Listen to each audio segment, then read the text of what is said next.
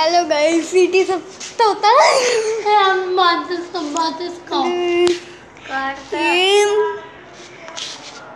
तोते का पिंजरा आप देख सकते हैं। ये हम कितना पीछे जा रहे हैं तो बड़ा हो ही जा रहा है। और हम नाम नहीं, ये देखिए अभी मैं इसको, ये देख सकते हैं, ये इसका लॉक है जो डिज़ाइन किया हुआ है किसी चाबी के तौर पे, पुराने ज़माने में देखते थे। और अब चलिए इसके घर में चलते हैं।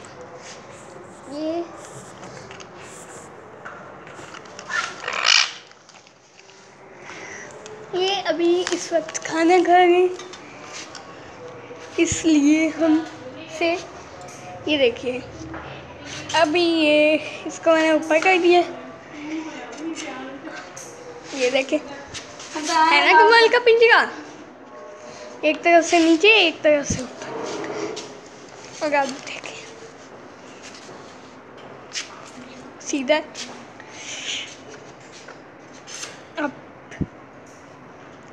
खुद ही हो गया ऊपर। नहीं, ये देखिए इस तरफ एक चीज़ है जिसकी मदद से ऊपर नीचे, वरना ये ऊपर नीचे हो ही नहीं सकता। और ये देखिए कोई तोता पिंजरे का झूला काट सकते नहीं ना। इधर देखिए ये झूला इसमें ही काटा है। अगर आपको ये वीडियो अच्छी लगी हो तो सब्सक्राइब करिए, लाइक करिए, शेयर